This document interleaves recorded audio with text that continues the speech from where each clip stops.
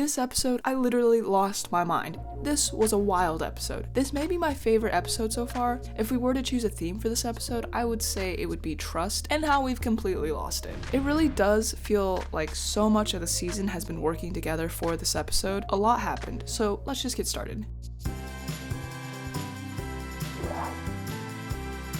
Viva o Muerto begins with the writers setting up your expectations for Lala and Gibbs. Not that they haven't been doing that this entire time. First of all, the writers seem to have been building you up to them getting together, and especially with that opening scene, I was like, this is the episode that something's gonna happen. But what the writers did was even better than what I could have imagined. Lala and Gibbs don't get together, and we have added tension. He was shot by a sniper.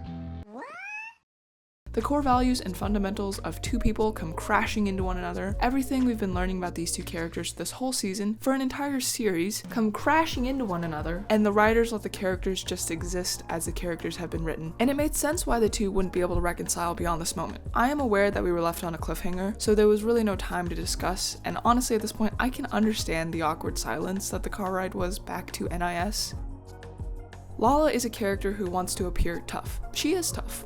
Though we did see in her episode that she can also be emotional, and when she feels like she's being boxed in, she'll act out emotionally and sometimes irrationally. For the record, not a bad thing to be an emotional person. Lala just chooses to hide that part of her to appear extra tough. Based on that episode, we know that an element of her toughness is faked. We learned from this episode that she has not seen her father in 3 years. She probably already has some kind of trust issues because of what's happened between her and her father. She clearly feels something for Gibbs, maybe not like full-on romantic feelings, but we were at least well on our way. She clearly feels a sense of guilt that Pedro Hernandez got away. She straight up blames herself. The fact that there are so many people who are so close to this case is kind of baffling, and the fact that they now work with the guy who was on that case is sort of crazy. Back to Lala. We know Lala doesn't like letting people into her personal life or seeming like she's an emotional person or appearing weak in any way. So this moment here, the fact that she is trusting Gibbs to tell him this information, she comes close to tears, if not actual tears, to tell Gibbs how she feels like she messed up. But she makes a promise to get Pedro Hernandez. And not only that, she makes a promise for Gibbs. She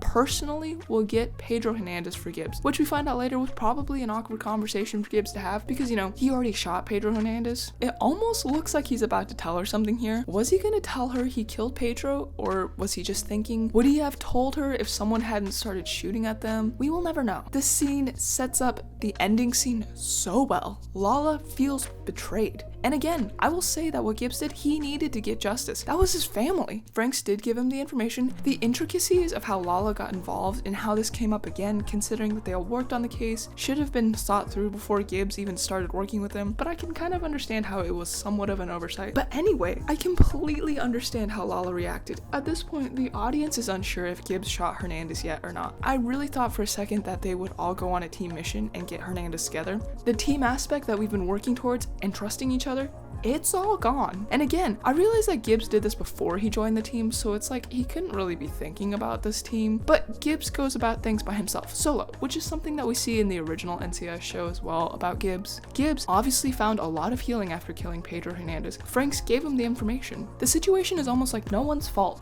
Now that Lala knows and Franks knows, surely they're not going to tell anyone. Are they going to tell Randy? It seems like everyone at NIS worked on Gibbs' case. No matter who they would tell, it's going to be wild. I get the feeling that they probably won't, but Lala clearly does not trust the team anymore. Does it come out that Franks is the one who gave Gibbs the information? I wonder if this slip up here is coming to Lala's mind. I change him up every few months.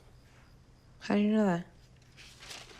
No matter what, I think this might be my favorite scene from the season so far. And this episode is probably my favorite episode so far. Let's talk about Gibbs for a moment. Gibbs did what he personally had to do. Franks gave him the means and he made it happen. Gibbs is a man of few words. It makes sense that he didn't bring up the fact that he killed Pedro. Like, how is that just gonna naturally come up? Watching back the episode was wild. All the moments that he reacts or looks like he's at a loss for words, he's already killed the dude. He is processing something completely different. He clearly trusts and cares for Lala as well. To break her trust like this has got to be devastating for him, which is so interesting because it's like, is there any way else this could have gone down? Well, I mean, maybe like open communication, but that's irrelevant at this point. I guess he could have pulled Lala aside and been like, look, you're gonna be on a wild goose chase for a while because he's actually dead. I thought it was so sweet that she's been coming down for like 6 to 9 months to try and find Hernandez. Like, the dedication. I really like this point of conflict. because everyone's point is justifiable. It seems like no one really did anything super wrong. Communication just got lost and then it came out this way. I just love that Lala looks behind her and makes eye contact with Gibbs, which of course they can't see each other, but you know, just a fun trick. We also get more with Franks and Tish. I'm glad that they seem to be doing better. I do like that Tish is okay if Franks isn't able to let it go yet. I wonder if it's sort of comforting for her so she can move on, but Franks is still there to protect her. My theory was that he wasn't going to be able to let it go, driving the two of them apart. Seems like I was wrong about that, which I'm okay with. I really like them as a couple. It brings humanity to Frank's character as well. We've got to talk about Franks and Cuevas being the same person. They are the same person. I love it so much that they didn't get along. Also love to see Franks care for his team like this. Love the fact that these two didn't get along in the beginning, but then at the end Franks gives Cuevas the knife to be able to free the girls, showing a sign of respect to him. Love it. Also, Lala's full name is Cecilia. That was fun to learn. Cecilia Dominguez, NCIS. Mario Molino gets to flex her Spanish for this episode, which is always fun. I kind of feel bad for Phil, although I did think this scene was funny, mainly just Austin Stowell's facial expressions.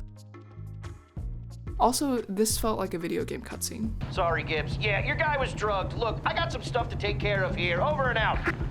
We get a reminder that Vera is working on her criminal profiling investigative program with James, aka Bugs, aka Sandman. I feel like this is slowly teeing up what the season finale will be about. Randy is a gem to this world. We must protect Randy. Again, I sort of have a feeling that Randy is gonna die or something. We've met his family, we're emotionally invested. They are going to rip Randy from the story. A lot of questions I see often is, what happens to Randy and Lala and like Vera? Well, my theory is Randy's gonna die. Lala is gonna leave the team because she feels like she can't trust the team, and Vera is already kind of doing her own thing, so I think she'll just keep going with that. But anyway, I loved Randy in this episode, and also Randy and Vera working together was something I really liked and didn't know we needed. The cinematography in this episode was really good again. I really like the shot here with the silhouettes and Lala in the background. I also really like this shot here with the lighting on Gibbs' face. It's a close-up, but we still see everything that we need to know about this moment. Near the end of the episode, Franks decides to go with Plan C. This was a risky move. Obviously, Lala did what she was supposed to, but gosh, the stress during that scene was real. I really liked seeing through the scope, seeing Gibbs' point of view. I do have a question. He keeps his finger on the trigger a lot of the time, not all of the time, but more than I was expecting. Does this make sense for the situation? I've always heard to keep your finger off the trigger until you're absolutely ready to shoot. I don't know. Was this realistic?